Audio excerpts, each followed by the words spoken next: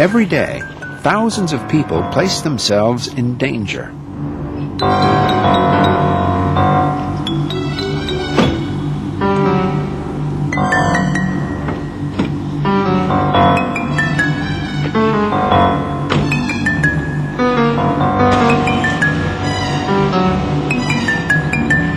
Not for the thrills nor the excitement,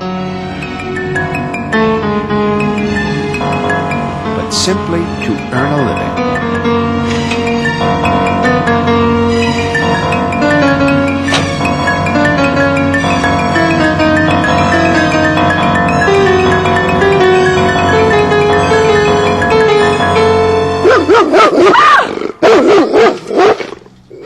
This year in the United States, up to 3.5 million people will be bitten by dogs.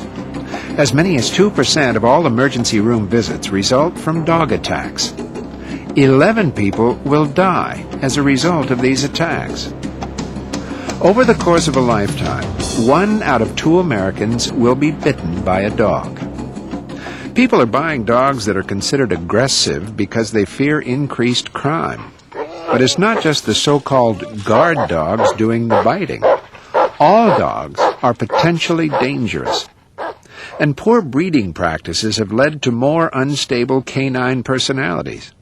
More unstable dogs, more dog bites.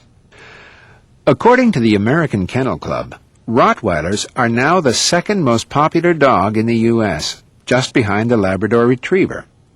Oh, and let's not forget about German Shepherds, Dobermans, and Pit Bulls. They rank right up there in the top 10. While not all of the breeds in this group act aggressively, they are involved in more dog bite claims than any other.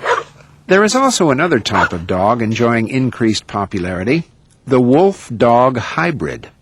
Once again, like many dogs, not all are aggressive, but because of their size and strength, they should be treated with respect.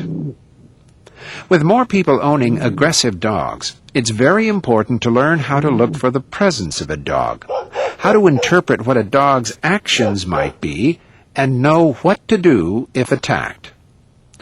First, what do you look for?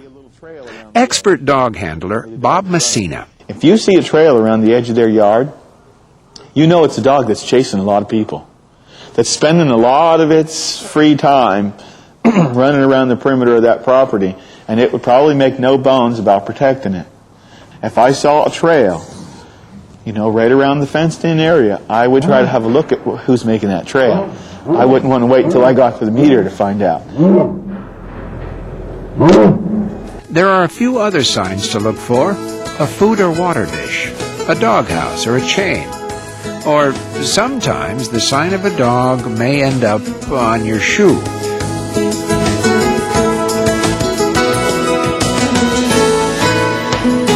Looking at a dog's surroundings may be as important as actually seeing the dog.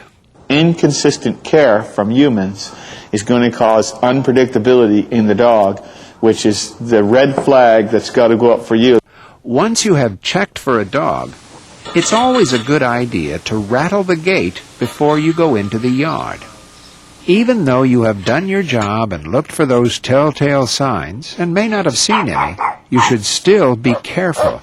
A surprise could happen at any time. Look for partially open garage doors. Look under steps. Look for doggy doors. You should also watch out for open doors during warm weather. A dog that is normally kept indoors may easily get out of the house. One, it makes a trail around the property, and from 10 to 11 he hides under the deck for the milkman, and then when the sun moves a little bit, about 2 o'clock, he moves under the blue spruce tree waiting on the meter reader, and 2 times a month he waits for the mailman over in this other location. And that's what we call your typical farm dog. that he's always improving his position on his territory. And that's a dog that's dangerous. That's the bottom line. As you're looking for signs of a dog, it's also a good idea to look for objects that could be used to keep an attacking dog away from you.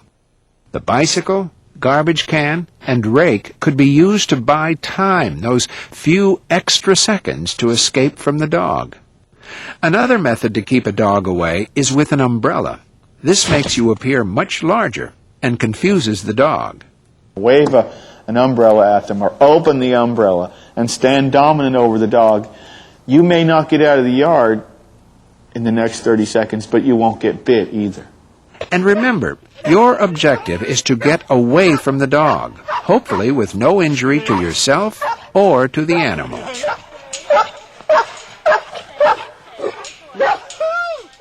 Remember to keep the following in mind as you approach a house.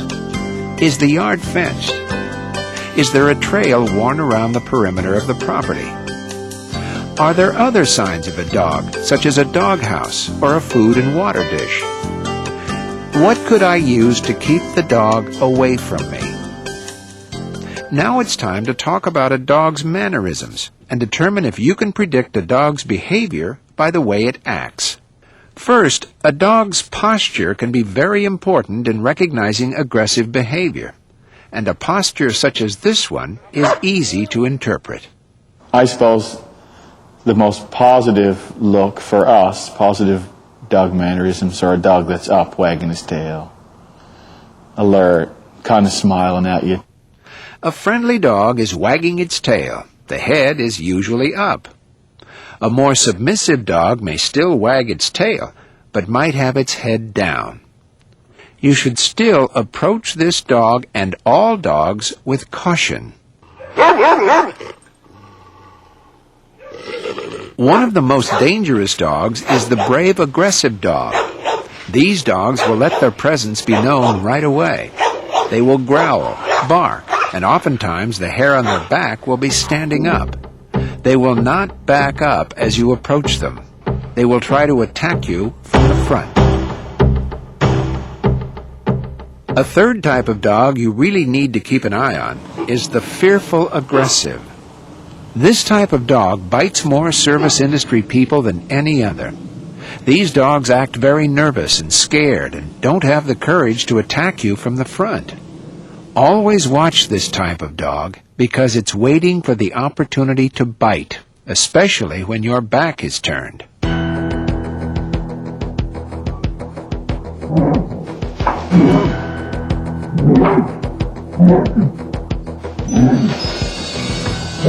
The final type of dog you need to watch carefully is the unpredictable dog.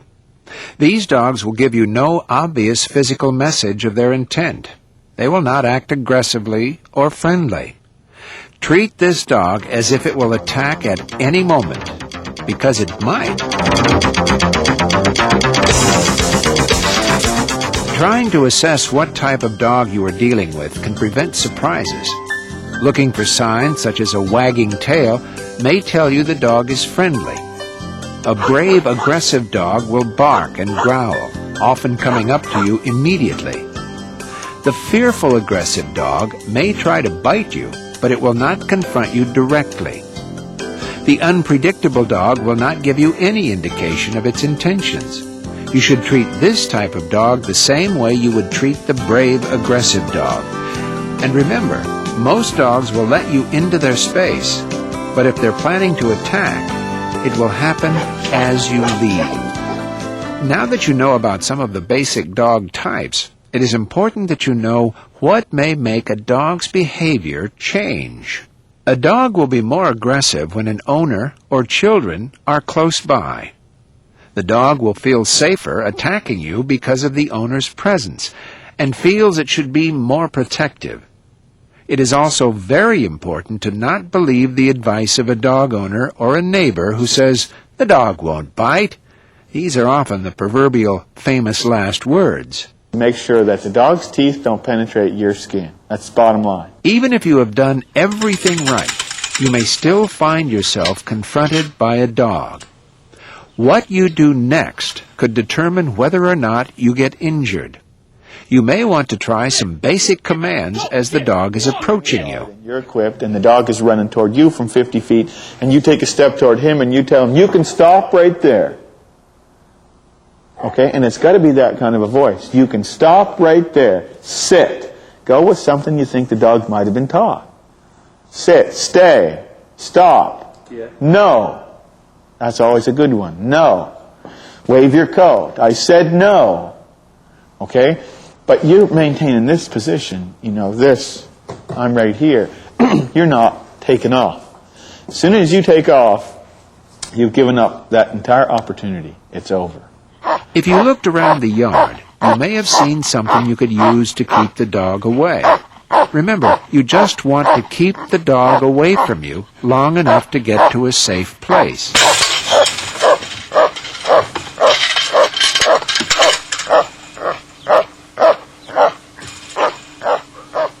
If the dog doesn't stop, don't try to outrun it. A dog is much faster than you, and running will only increase the aggressiveness of the attack. You've now taken the bait. Okay? Now, if you're running for the gate, he knows, I got this guy on a string. He's mine. If the attacking dog finally gets a hold of you, there are still some actions which could help. They are now aggressive and they're caught out in the crisis, and if you fight back and you keep the crisis going, they're going to keep the attack going. And if you stop, as much as it hurts to stop, and you just stand there, if you're motionless, the dog is going to quit. If there's nothing to fight, the dog is not going to fight. When you stop the fight, it's important to not pull away from the dog if it has a hold of you. This will only tear your skin and increase the severity of the attack. And this is very important. Always see a doctor immediately if the skin is broken, even if it's just a scratch. Remember, give a stern command to sit or stop. Try to put an object between you and the dog. Stop the fight. Do not pull away from the dog. Seek medical attention if the bite breaks the skin. It's time to review what we have learned about dogs. Always look for signs of a dog before you enter a yard. Look for items that could be used to keep a dog away from you as you are looking for signs of a dog. Assess what type of dog you are dealing with before you put yourself at risk. Is the dog friendly, brave aggressive, a fearful aggressive, or unpredictable? Do not put yourself in a dangerous situation if you are unsure about a dog's behavior, and do not trust any dog. If you are attacked and can't get away from the dog, stop the fight. Seek medical attention if the bite breaks the skin, even if it's only a scratch.